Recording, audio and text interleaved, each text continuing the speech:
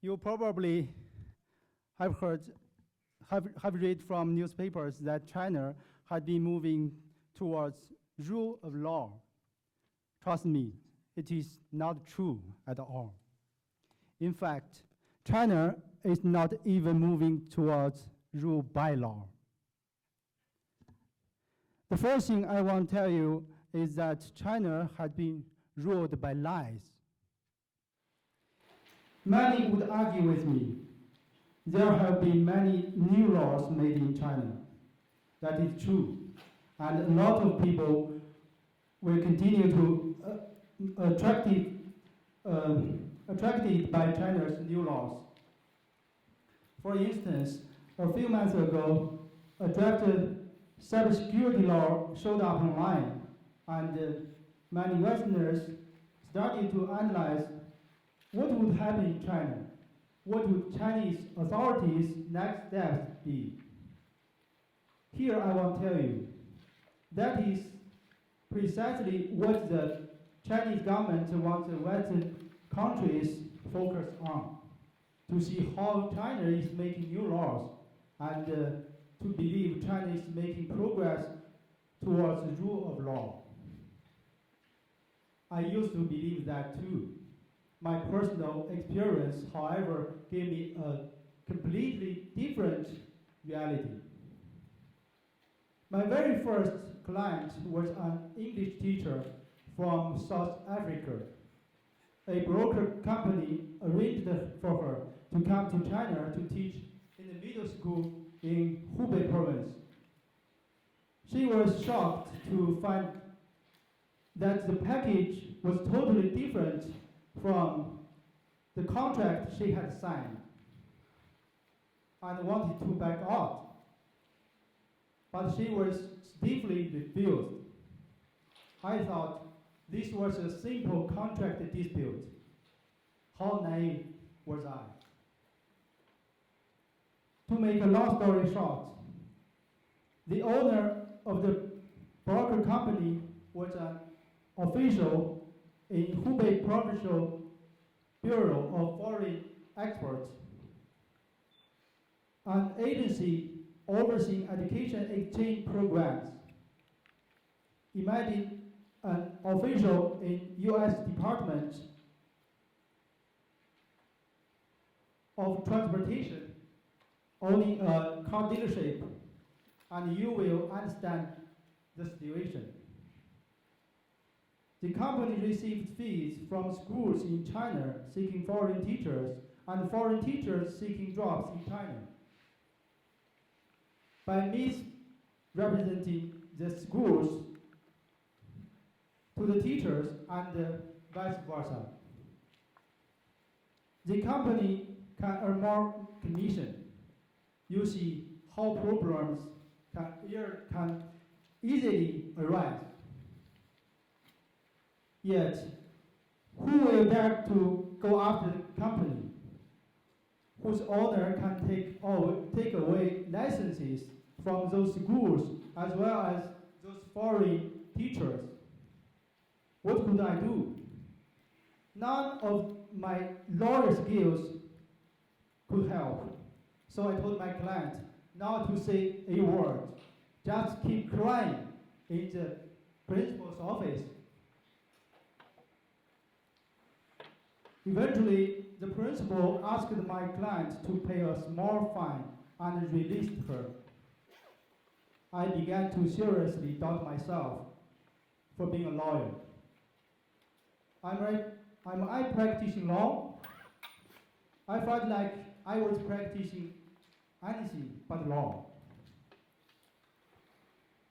All this changed when one day I met a gentleman who told me about the lawyer Gao Zhisheng and other human rights lawyers in China, their work, and the danger they faced. If you want to know more about Gao Zhisheng, there are some materials in the back desk.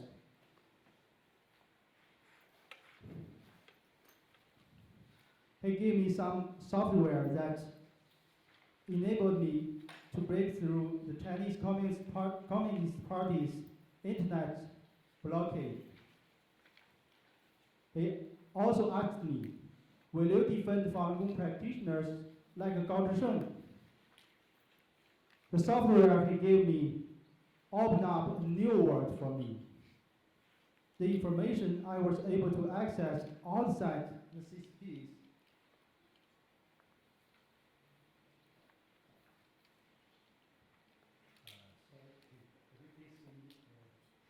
several more minutes. I'm sorry. I'm sorry for my native language. Okay, so when I read the stories about Gao Zhisheng and his defense of Falun Gong practitioners, I couldn't help crying.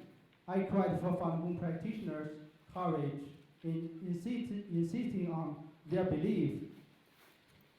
And I cried for Gao Zhisheng's courage to defend Falun Gong. And I told myself, I have no choice but to defend Falun Gong practitioners. Defending Falun Gong practitioners made me feel like practicing law genuinely. For laws were supposed to protect the good people. Defending Falun Gong practitioners made me understand the true meaning of being unselfish. Despite my best efforts, I was not able to win a single Falun Gong case.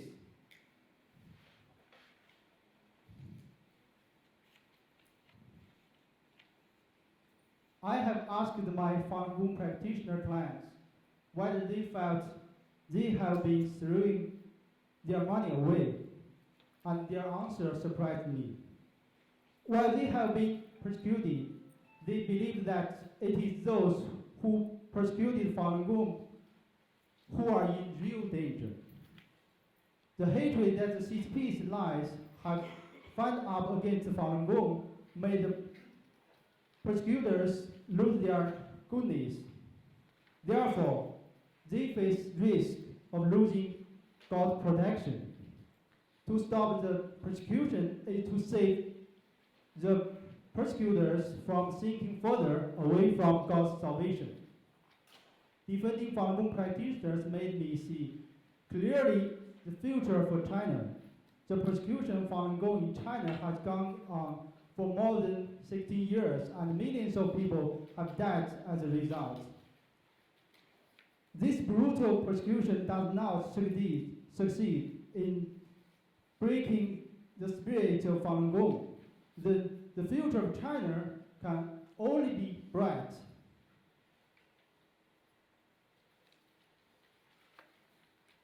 I'm not alone in my confidence in the future of China that is inspired by Falun Gong's resistance to the CCP's persecution. Many of the 300 human rights defenders that are persecuted have defended Falun Gong practitioners. Many of them became human rights lawyers by defending Falun Gong practitioners.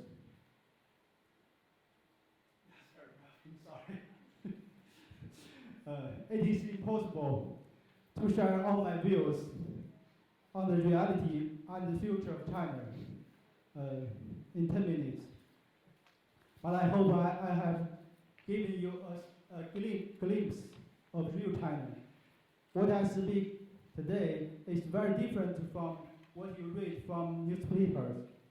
For example, most of you probably have not heard about Falun Gong. I know you are all interested in helping Chinese people, or you would not be here. I would like to tell you one sentence. To really help Chinese people, you first need to know the reality of today's China. Thank you. Thank you so much.